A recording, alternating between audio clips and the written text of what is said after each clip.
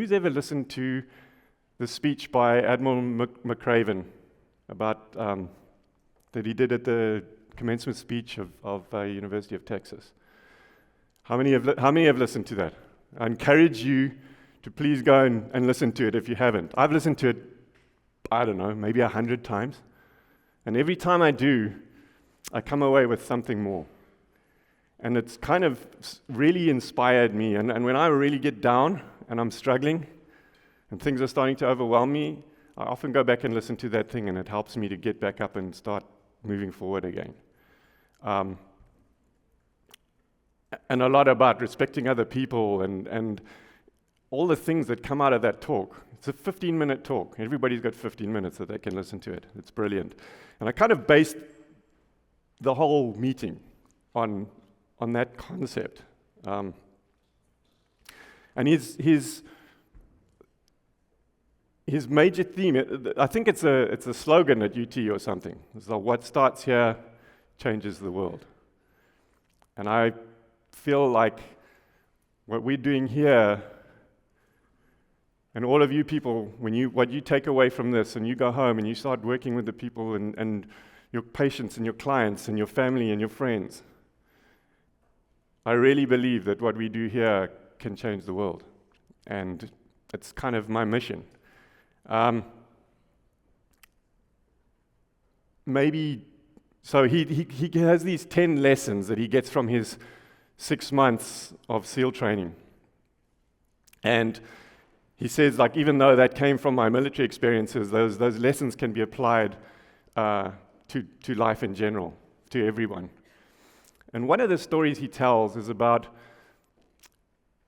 much later in the training, where they started out with 150 people. They were down to 4 boat crews of 6 guys each. And he said the one boat crew was all the little guys. He said there was an African American and a Mexican American and a couple of other ethnicities in there, and a couple of white guys from Nebraska and whatever. But all the other crews would make fun of them because of their tiny little flippers that they put on their tiny little feet. But he said after they put that crew together, they outswam, they outran, they outperformed, and they just generally outlasted everybody else. And he's saying, so if you want to change the world, judge a person by what's in their heart and not by the size of their flippers.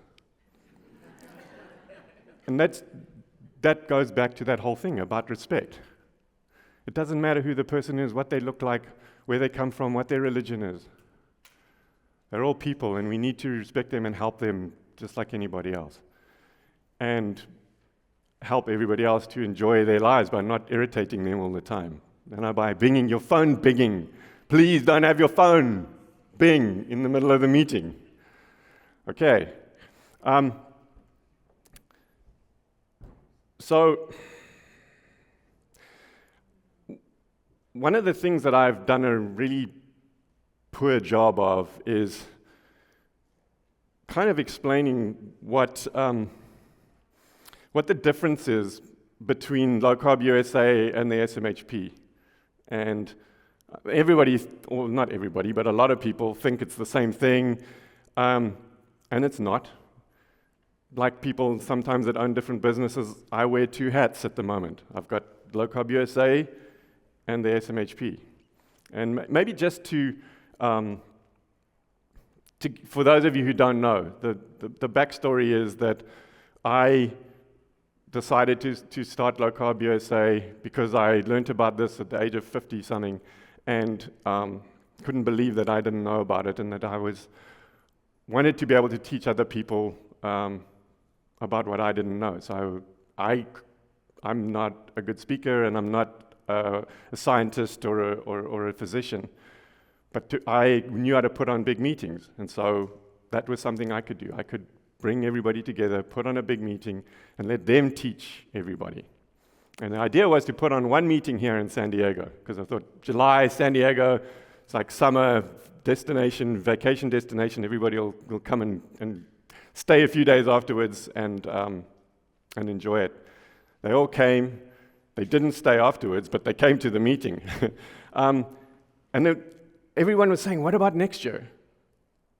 And then a bunch of people were coming to me and saying, why, you need to put one on the East Coast. And so literally through the night, on the Saturday night of that meeting, I worked and I created a new web page for a meeting for the following year. And gave the people a huge discount on tickets for the following year if they were prepared to buy it in that next week, which would give us money to actually literally help us get out of the hotel for that meeting and to pay some bills on the way towards the next meeting. And we sold 100 tickets in that week afterwards. And I'm going to, end of the weekend, I'm going to make that same offer to you guys for next year.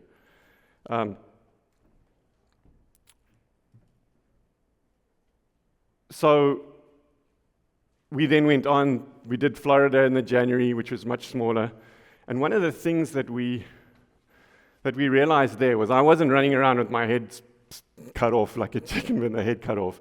I'd done it before, and it was less stressful, it was less hectic, and it was a smaller meeting.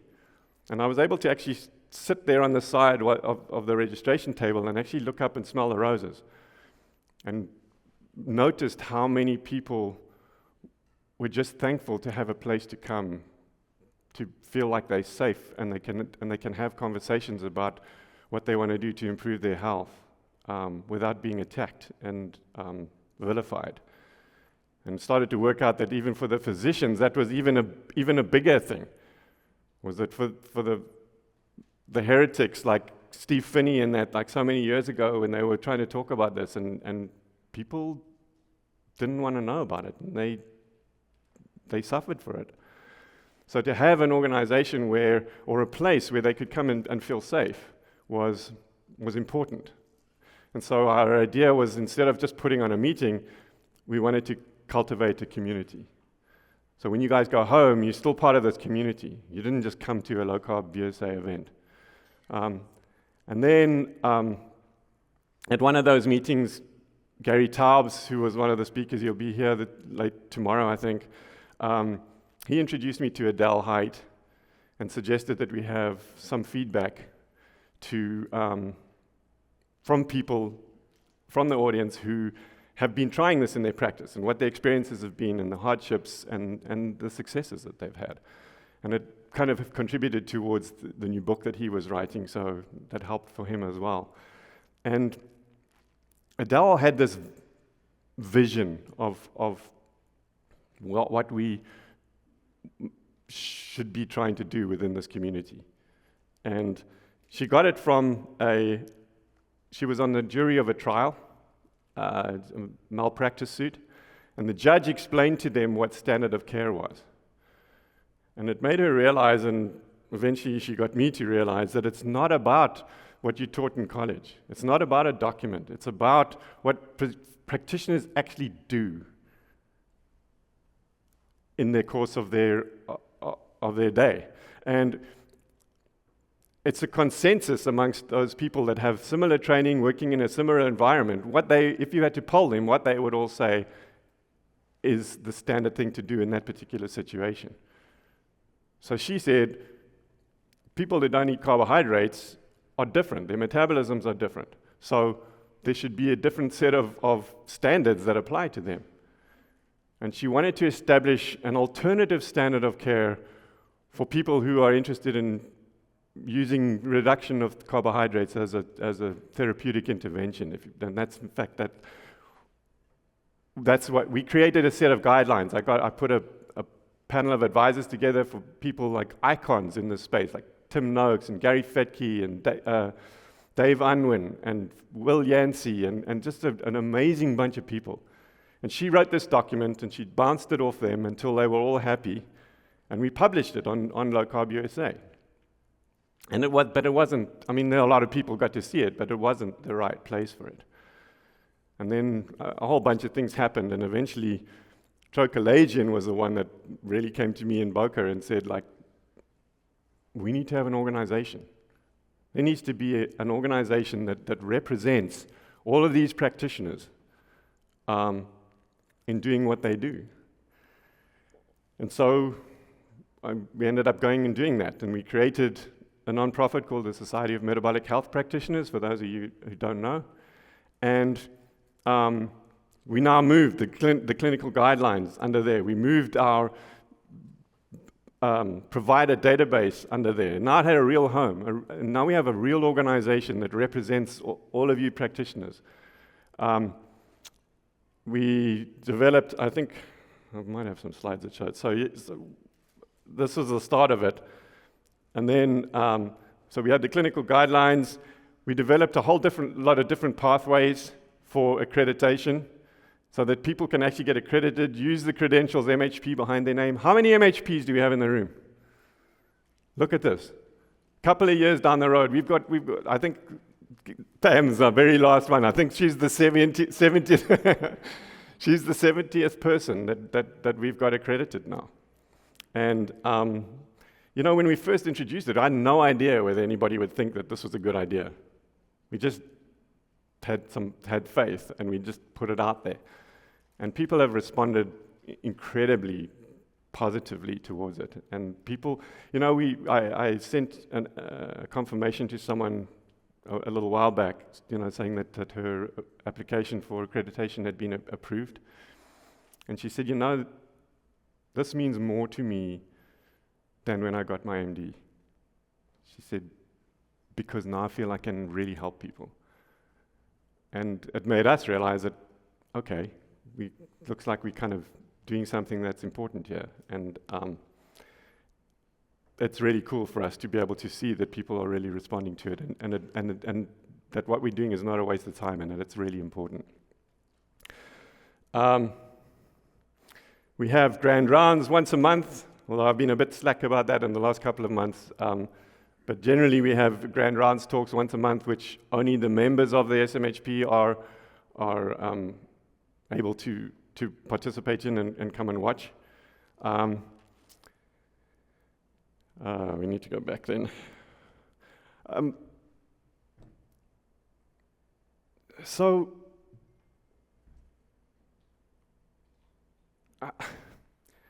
I'm trying to.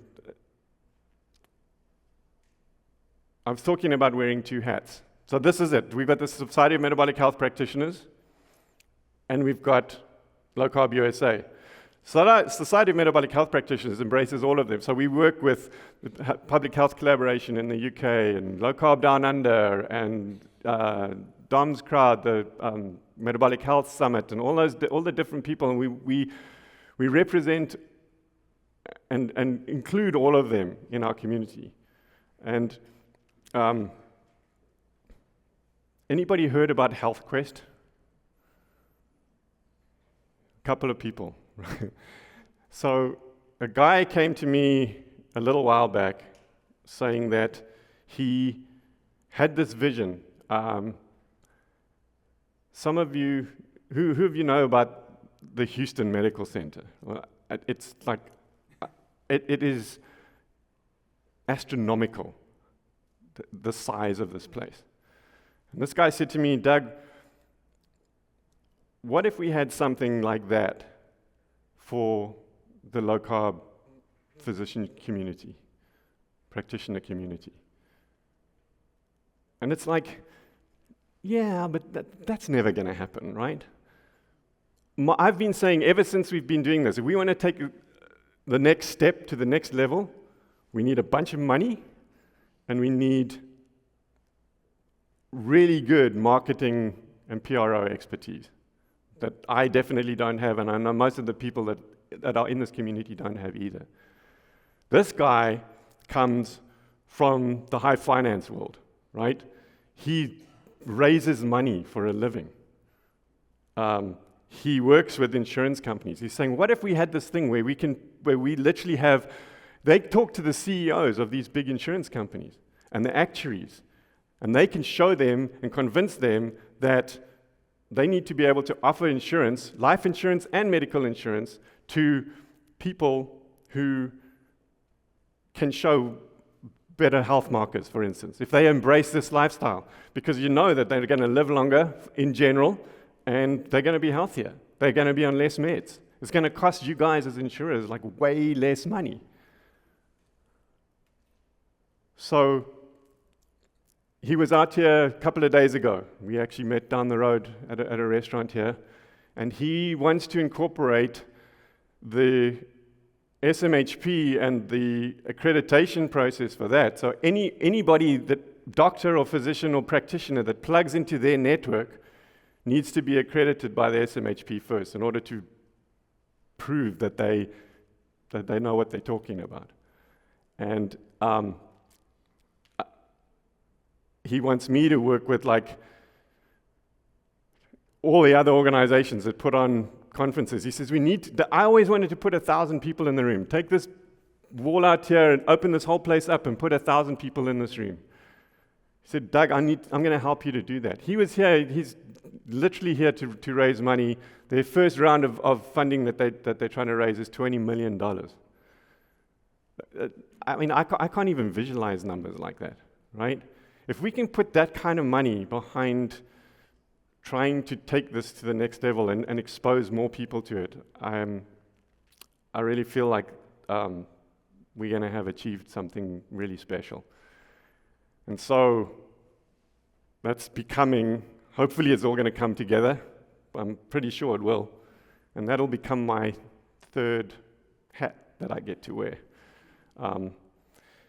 But hopefully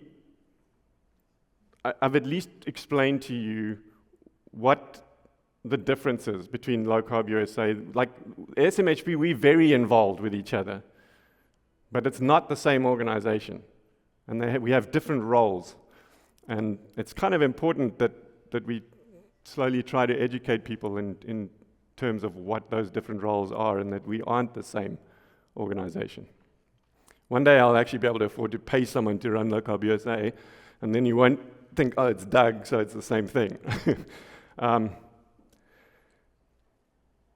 mentioned no pictures, right? No videos, etc. You will see a couple of people. Darius is a professional photographer. He'll be walking around during the time taking pictures here and in the expo, all around, at dinner tonight, all the nights. We also have and that was what this slide was for. Who actually has seen Fat Fiction? Quite a few. So the film crew that produced and filmed Fat Fiction have teamed up with Dave Feltman. You're going to hear from Dave on Sunday, I think. For those of you who don't know, amazing things that he's been doing in a trial all about cholesterol and whether it's a big deal to have high LDL, etc., if you're embracing this lifestyle. Anyway, the same film crew have teamed up with him to make a film about this whole, it's groundbreaking. He's raised the funds to do this trial on his own, and it is epic. And now they're making a film about it. So you might see a film crew wandering around doing that. They might even accost you and ask you some questions. And then on Sunday, they'll be set up in here as well because they're going to film Dave's talk to at least use parts of it for their movie. Okay, so generally when I'm up here, I try to give people, it's like almost like a state of the nation thing. Like every time I get up here, I forgot. We wanted to have it ready for today, but we're not quite, so it might be another few weeks. But the SMHP is launching a journal, a medical journal, for people to be able to, it's called the Journal of Metabolic Health, and we are, it's going to enable all of the physicians and the researchers and practitioners to be able to submit papers and research that will get published. Okay?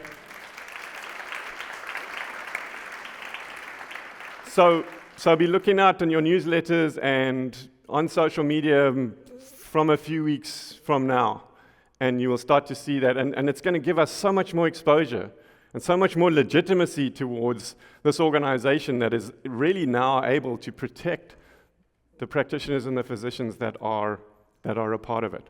If they ever get into trouble or they ever need backup, we're able to now be that backup for them. And the more that we can get these kinds of things out there and build on the credibility of what we're doing, the more clout we're going to have. And one day my dream of this being the de facto way of living and the de facto intervention for so many of these chronic diseases, I really believe that's going to happen. It's like smoking. Everybody knows that smoking is really bad for you, right? Some people still smoke. They still choose to smoke in spite of it. People are still going to eat crap, even though they know that it's bad for them. Right now, most people don't realize how bad it is for them. One day, they will know that. They'll be brought up from a baby to understand that. And they can choose to maybe still eat crap if they want to, but at least they're doing it knowing that they are jeopardizing their longevity and their health. Okay, so that's all some of from the beginning, but a whole lot of new stuff that's happened in the last 6 months. And all I can say now is, please, this is going to be an amazing weekend. And just soak it up. Soak up the atmosphere. Listen to these talks, and I'll talk about it when I do a closing on Sunday.